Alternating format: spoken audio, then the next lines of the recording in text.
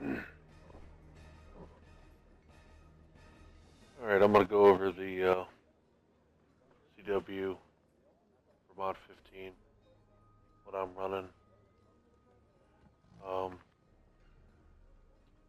Again, my setups I'm using was with the help of like Trizit's guide and the changes that I was reading on the CW coming with this update, and do some of the testing I did, what I like better, what maybe some other people are using. So real quick, these are the feats. These feats that I picked for this are specific to give combat advantage. You can make a loadout without putting any points in a Nightmare Wizardry if you don't think you need combat advantage. And you probably should take the 2 from there and put it in the Phantasmal Destruction. The Ketane, I still runs Spellstorm. The Ketane is the Destructive Wizardry, so now I'm using Storm Pillar as an at-will, and I try to cast a fully charged Storm Pillar to proc Destructive Wizardry for a 5% damage increase. You don't have to actually hit a target with it, just making it and throwing it out anywhere is going to give you the buff.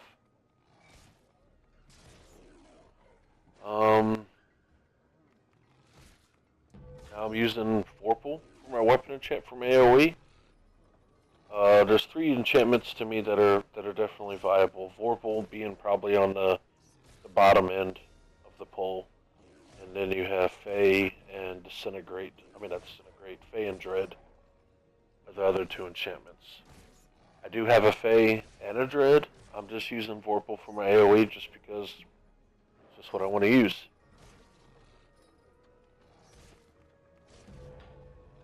For your powers, I'm using Storm Pillar for my AoE.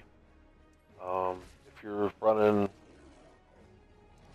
if you don't like Storm Pillar, you can still run for Ray of Frost. And then for your artifact powers for AoE, you definitely should be running Evocation. Get an extra 5% damage from your AoE spells. For AoE for powers, Evocation is a must. And I'm running Storm Spell for my other one. The encounter powers are pretty much the same, except I'm not running Conduit of Ice anymore. They made changes to Aura of Courage. So for every 1 power, encounter, whatever, you're getting a 1-for-1. So I do Icy Rays, I get a Aura of Courage hit, just 1. That's the reason Conduit Ice, I'm not using it anymore. That's probably the biggest reason.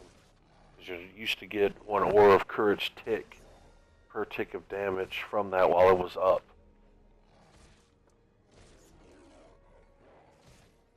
Again, these are the feats that I'm using. I went with Malevolent Surge over Tempest Magic for my AoE. Because when they're below, I'm going to do a little extra damage, but they're trash, they're going to die anyway. I'd rather get the little damage buff while traversing between mobs. My boon picks, your boon picks should be whatever you need. I'm taking power for the new one, and for the final pick, I will either take the Crit Sev, or I'm going to take the Recov. I haven't decided yet. I'm going to go through the boons real quick, pause the video if I'm going too fast. Some people for the Tyranny of Dragons, instead of doing 3 for 3 in Dragon's Fury, they do 2 in there, and some are taking 1 for Thirst for a little extra survivability.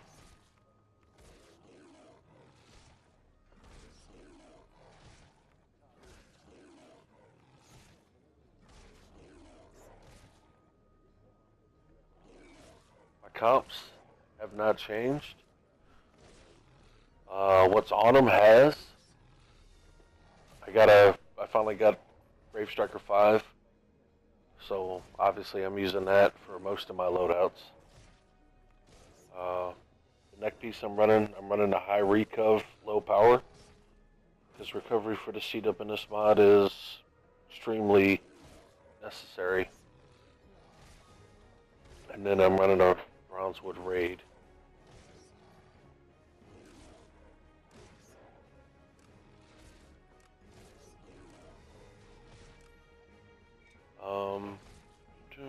For mounts, for my trash clearing, I still run the Golden Lion.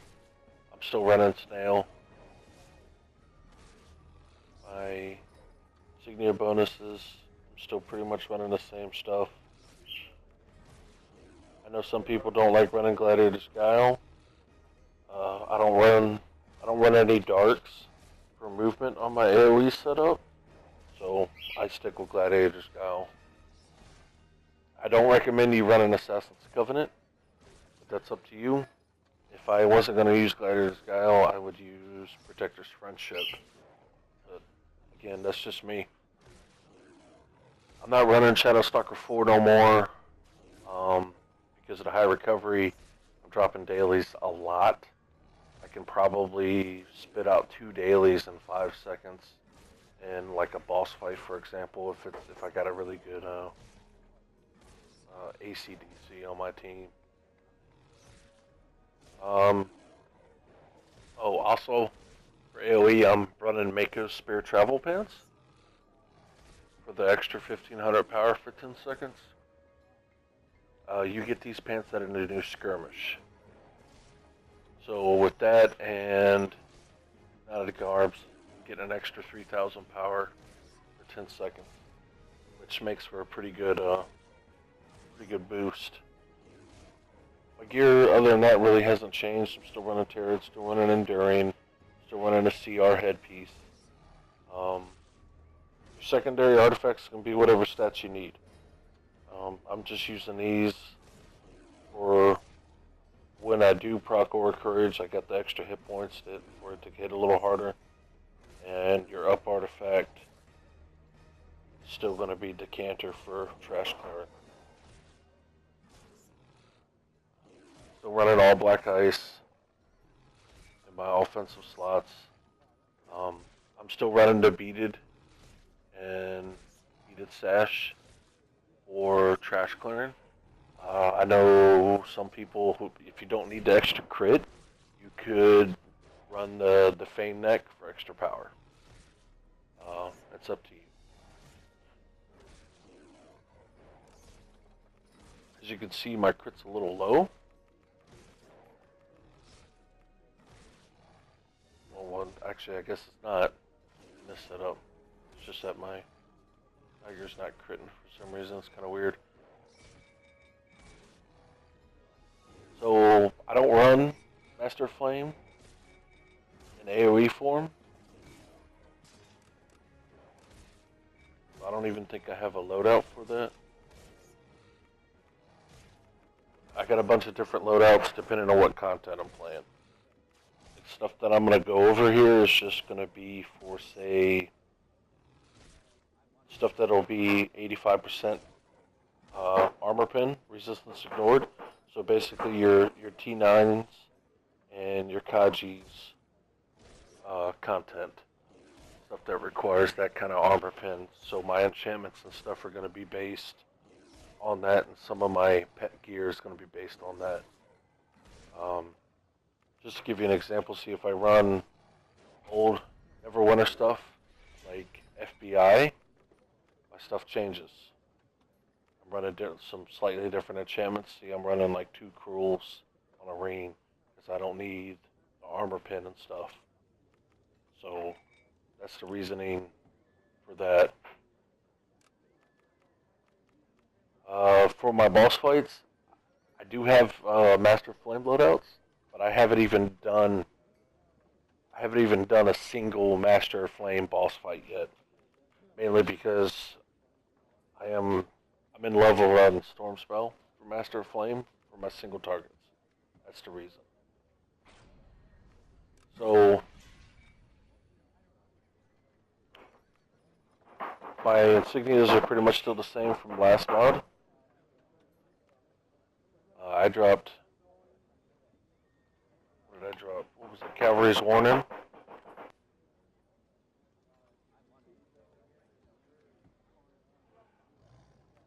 So I dropped Cavalry's Warning for combatants and maneuver. My combat power, still using the Storm. I'm still using the Snail. Some C-dubs have dropped the Snail and are running the Tensor's Disc 4K recovery.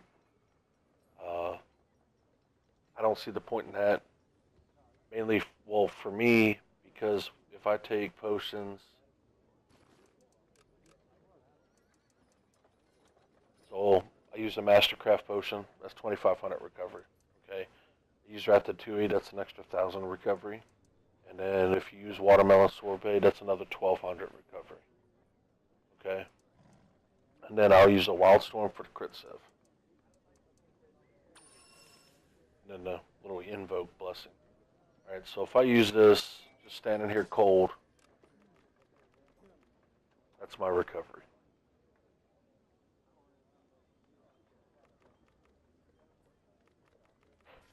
Alright, so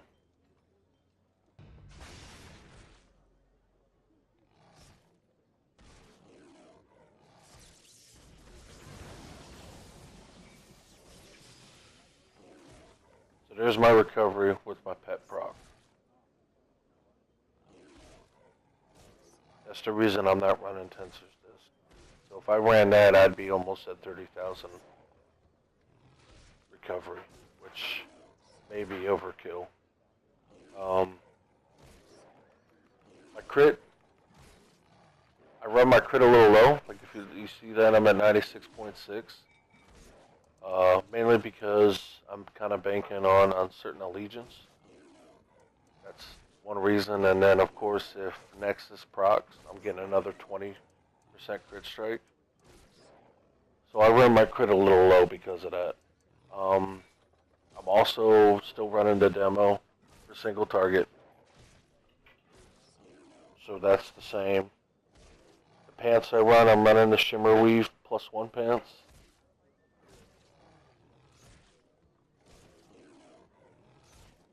Mainly because it's got power on them, crit, defense. They're a little bit better than the primal paints.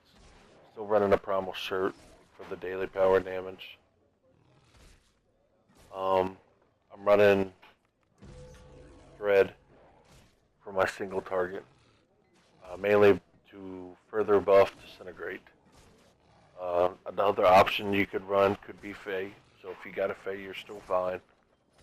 I just had a Dread because I play a DC, and it used to be just for my DO spec. So it's not like I went out and picked one up. Another option, like I said, you could use a Vorpal. So if you don't have a Dread or whatever, or a Fae, but you got a Vorpal, you could run a Vorpal. Obviously, it's not going to be the best compared to the other two, but it's still going to be fine. Artifact powers, single target, you're still running Chilling Presence for your weapon set. I'm still running Ray of Frost. Chest piece. So I'm not running, obviously I'm not running Knotted Garbs. I'm running Hag's Rags for my single target. Still running Terror Grip, still running the CR headpiece, and still running Enduring Boots. My artifacts, my secondary artifacts changed. I'm running Harder to Black and Blue, mainly because of recovery, and Blue Dragon's giving me another 600 to combat advantage, and Harder to Black's giving me 600 to AP gain. So when I go over here, and I look at my ratings,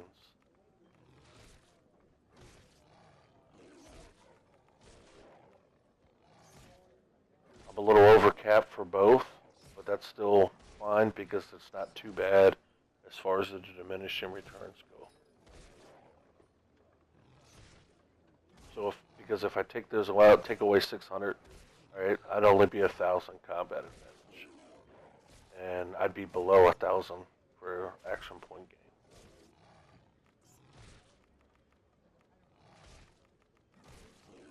And And then I think, like in my armor pin, I think my armor pin's a little low.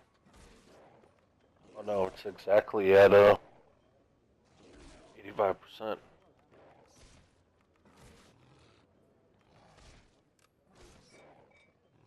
Pet gear, alright. So I'm running Grave Shacker 5 with 2 gigs. Still running the same neck piece with a gig. And then my rain, I'm only running 1 gig in there and 1 ruthless.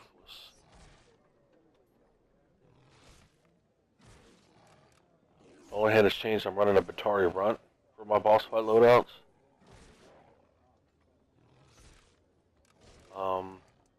Another option I could run the Warboar. There's a GWF or a GF marking. And of course still got the Raptor for if everybody's running a Raptor. I did get a Yojimbo and messed around with him, but he in certain fights and stuff like that he just dies instantly.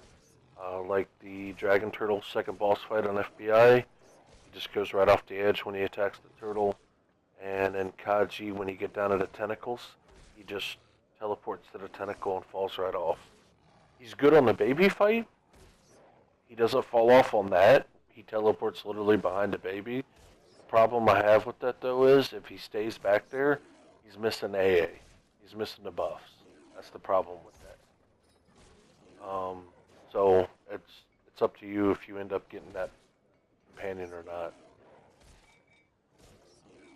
The feats are a little different. Still running a destructive wizardry, so you want to try to make sure you keep up a destructive wizardry 1 every 20 seconds. These feats I got here are for if the team doesn't give combat advantage, if somebody doesn't give us that. And also you could use this if you can't get positional combat advantage like the Dragon Turtle and FBI.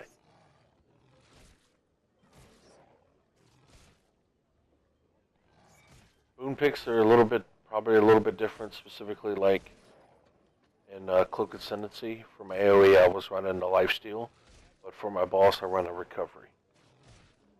Just little things like that. Nothing too major differences with the boons. Obviously, Soulsight Crystal should be your up artifact. Powers are a little bit different now. So, I'm running Disintegrate on Spell Mastery. You could still run Ray of Enfeeblement on Spell Mastery if you want. One of the big things what we're doing here is the other class feat that we're using is Arcane Power Field. So pop it daily, you get bonus damage, doubles your damage bonus by Arcane, granted by stacks of Arcane Mastery. So if you look at the spells, Disintegrate, Ray of Enfeeblement are Arcane based. And since Disintegrate got a big buff, that's what basically we're buffing. So that's the reason Disintegrate is on Spell Mastery. So basically you get the boss down low enough, and if it's on Spell Mastery, you can easily just one-shot the boss if you got enough buffs and damage on them. Dailies is still Ice Knife. So, for my other chill spells, I'm using Ice Rays and Chill Strike.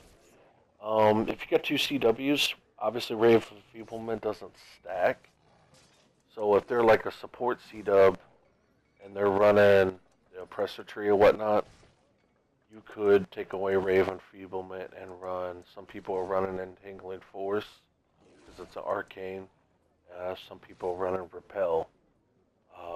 Me personally, I usually run Repel just because of the cooldown. It's a 4.2 second. Entangling is 6.2, so it's a little quicker to get arcane stacks using Repel.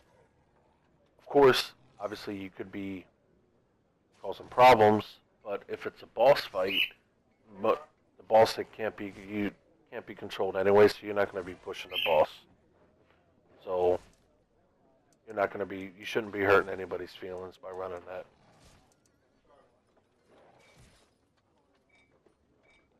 That is pretty much it for what I'm running.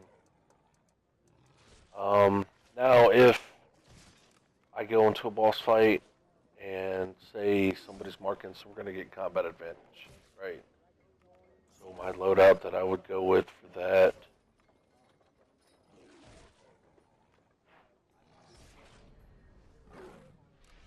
I run it with my no combat advantage. Nothing of this stuff changes, like my gear and stuff, right? The only thing that's changing is my feat choices. So I no longer have 2 points in the Nightmare Wizardry. I'm running 5 out of 5 in a Phantasmal Destruction. That's all that's changing with that. Now, my Moaf loadout, this is if somebody was given combat advantage. It's the same thing. Like you're in the same tree, you're still down in the Renegade, you're still doing Thaumaturge. So when people ask for Moafs or whatnot, they may not understand exactly what a CW is or does. Now, you still have Arcane Power Field when you're a Master of Flame. Now, if you were to be like if you're not a big damage CW and you're still running Moaf just as being a full support character, then yeah, you could still run Swath.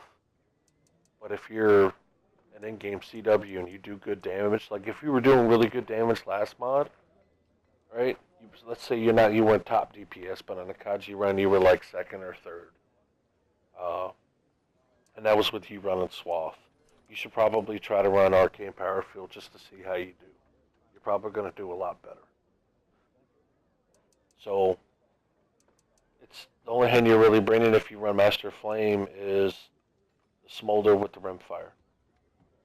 But if you like that, run it. Me personally, I'm not running it. That's the only difference between the Master Flame and Spellstorm. It's a couple feat choices are a little different. Like you don't take Drifting Embers, so you end up taking Malevolent and Tempest, just so you can get the elemental reinforcement. So, like, me specifically, I kind of feel like for boss fights, I don't like Malevolent Surge. Now, certain boss fights that have ads like Orcus and T9, some of the zombies come up, whatever, you get a kill, you get a little extra damage. Okay, that makes sense. But some fights, all the really good fights, you don't have any like ads like that. Like when you're doing CR and you're facing Strahd, there's no ads on him whatsoever. So to me, Malevolent Surge, that's 5 points that are just wasted. So that's one reason why I'd like Spellstorm over that, because I get 5% more damage running Destructive Wizardry for the Storm Pillar. But it's up to you. That's pretty much it.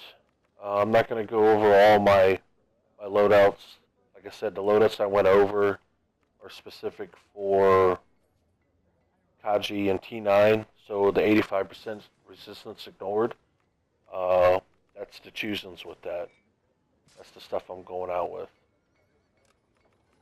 So I have it, like I said, I got loadouts with no combat advantage, and then I got loadouts where I give combat advantage. That's really the only big difference in like what I'm running. Just for feat choices. Now if you don't want to have a bunch of different loadouts, then you should probably just maintain 3 in the Phantasmal and 2 in the Nightmare Wizardry all the time.